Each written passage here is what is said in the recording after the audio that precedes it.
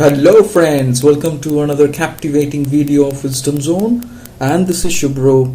And as you have guessed it correctly, and I'm quite sure you're eagerly waiting for this third part, and today we have the third part of 10 most useful idioms for daily English conversation. And as you know that we have already discussed two parts before, and the links are given in the description box, links of first part and the second part, where you will find 20 idioms altogether, and this is the third part of 10 most useful idioms, where we are going to discuss 10 new and useful idioms for your daily conversation, which is going to enrich your communication and give you a new dimension to your communication. So without further ado, let's get started. So before we move forward, we should go ahead and briefly discuss about idioms, and especially for the new viewers, you must be eager to know what is an idiom. So let me quickly brief you about an idiom. As you see on your screen, an idiom is a figure of speech that means something different than a literal translation of the words would make you believe.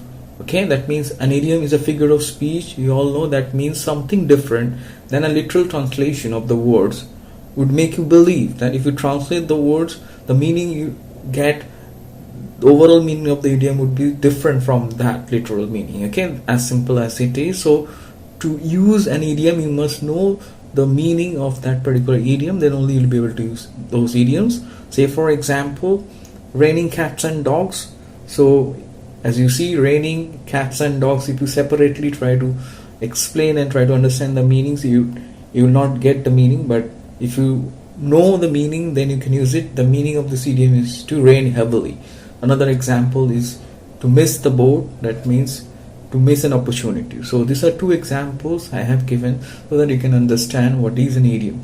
So without further ado, we are going to go ahead and see 10 most useful idioms, part 3 for daily English conversation. And let me again remind you, the links of first part and the second part I have already given in the description. Please check them out so that you can know about idioms in detail, and also you do not miss all the 20 idioms we have covered till now. So without further ado, let's get started.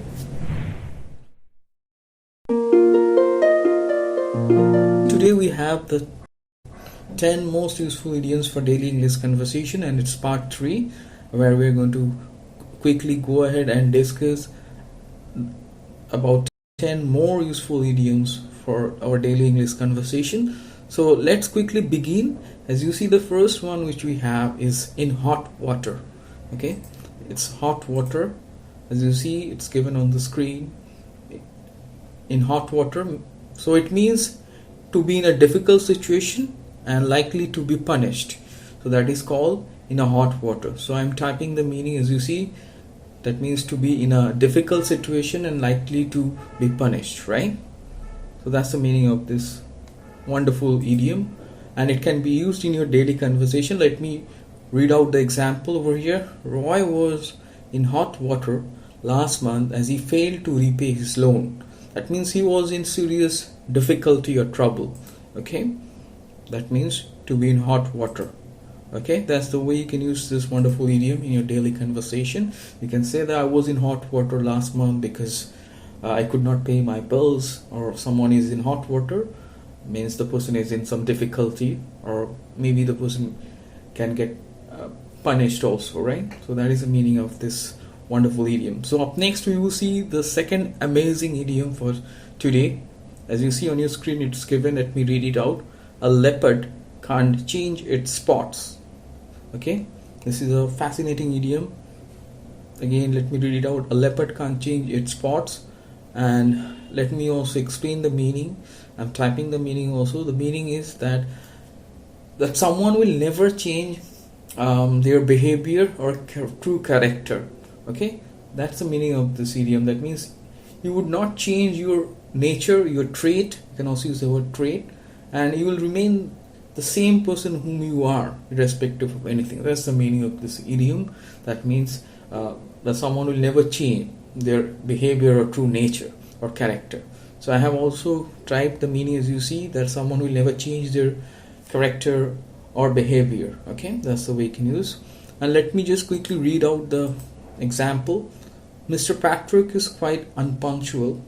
He says he is trying to become punctual, but I think a leopard can't change its spots. So that's the way you can use it. That means that no matter what he says, that I know that he cannot change his real nature or true character, right? That's the way you can say that, as a leopard can't change its spots. This is a fascinating idiom to be used in your day-to-day conversation. Up next, we will quickly jump into the third one. Third one is spill the beans, as you see on your screen.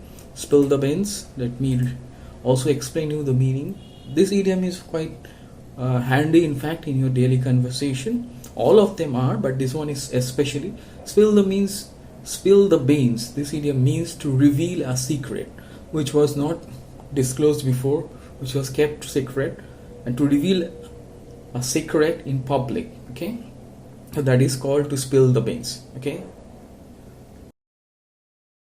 you can use it. I'm going to show you the example as you see on your screen.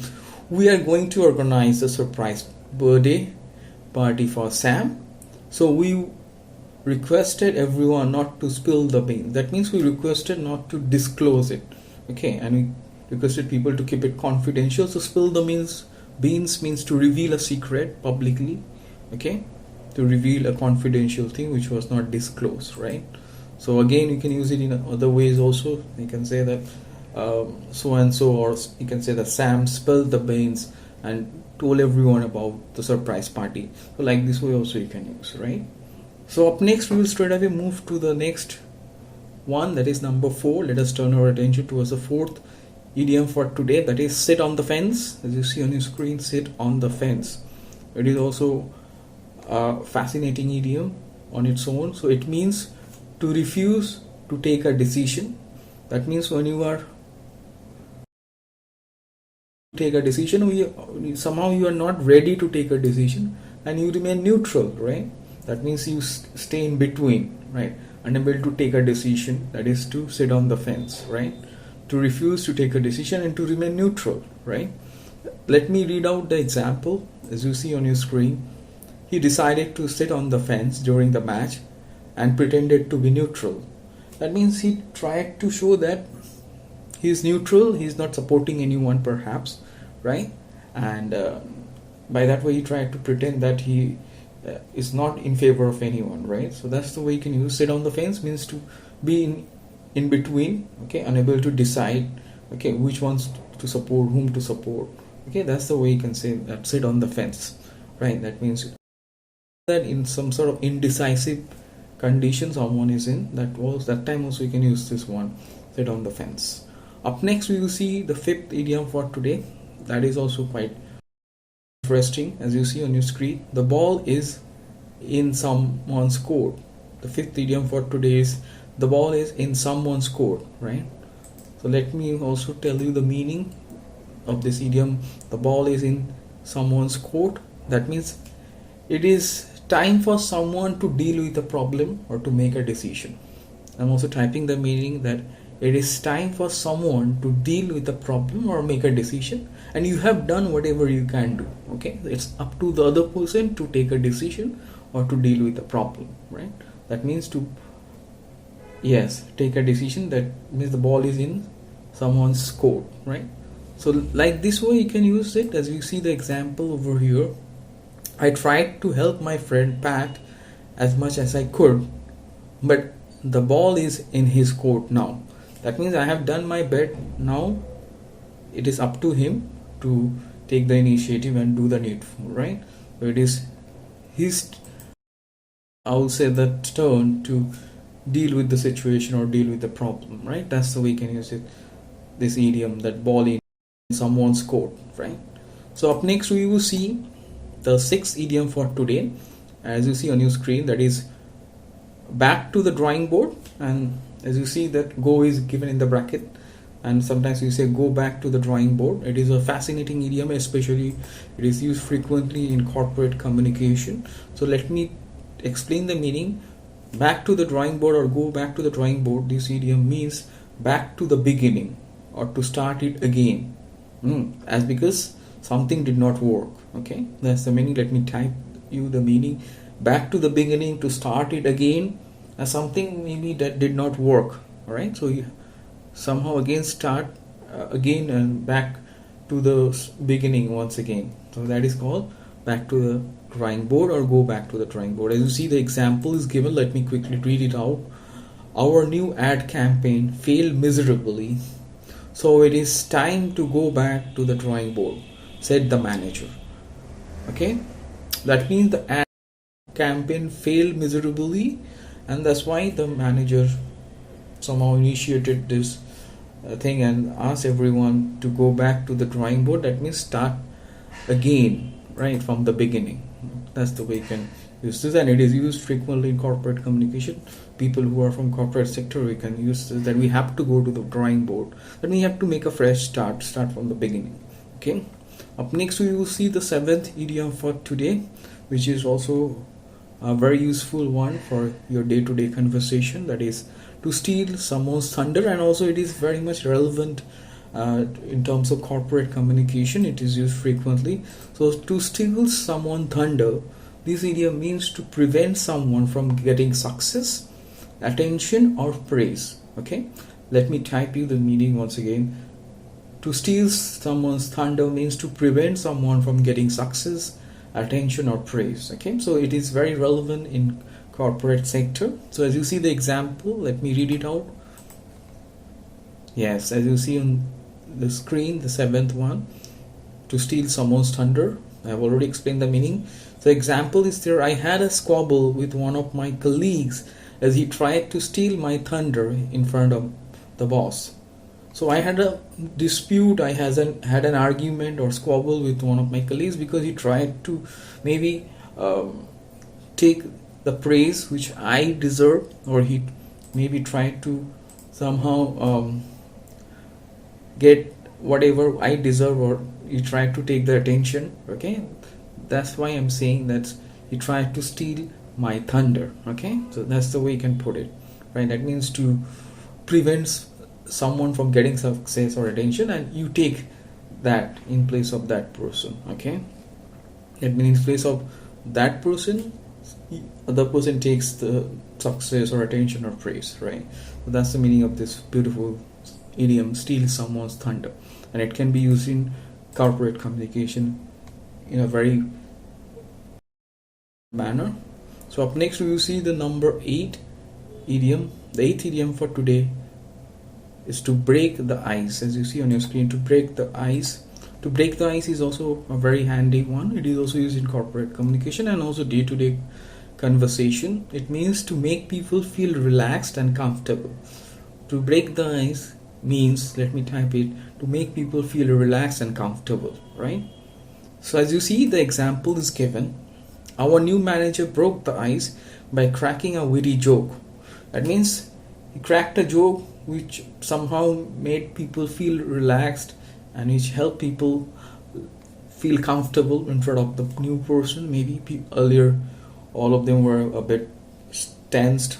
How would this manager behave? So the manager broke the ice by cracking a very humorous or witty joke, right? That's the way you can use it, to break the ice, and you can say that in past also.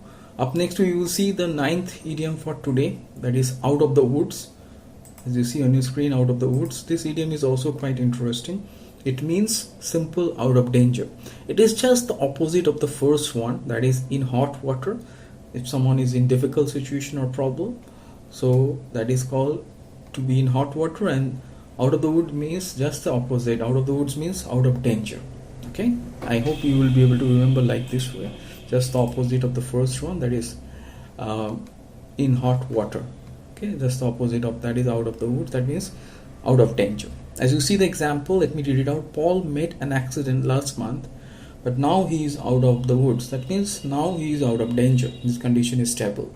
Okay, so I hope you understood, and try to use them frequently in your daily conversation, and also make a sentence and comment below. That would definitely to help you, and I'm going to reply also. So at last, let us turn our attention to the 10th idiom for today. That is cry over spilt milk or spilled milk. Okay, both are correct. Okay, one is used in America, and obviously the spilt milk, SPILT, it is British way of saying. Okay, so both are accepted now. Like cry over spilt milk or spilt milk. Okay, so let me just tell you the meaning. Okay, so cry over spilt milk. This idiom means that to feel sorry or sad about something that has already happened. Okay, and you cannot do anything, but still you regret it. You feel sorry, feel sad. Okay, let me again type the meaning: to feel sorry or sad about something that has already happened, which you cannot change, but still you regret that. That is to cry over the spilt milk. Okay, as I already explained the meaning: to feel sorry about or regret about something, or to feel sad about something that has already happened, which you cannot change, right? But you still regret that. That is to cry over the spilt milk. So let me read out the example. I was upset to lose my job, but there is no point in crying over spilt milk. So I know that I lost the job, but then I realized that there is no point in just crying over the spilt milk, thing which already happened. I cannot change it, right? I try to console it like this way. So like this way you can use that there is no point in crying over the spilt milk, right? Or we should not cry over the spilt milk, right? That's the way you can use. So I hope you found these 10 idioms very useful. As usual, this is the third part. I have already mentioned third part of 10 most useful idioms for daily English conversation. I hope you found this one equally important like the other two parts.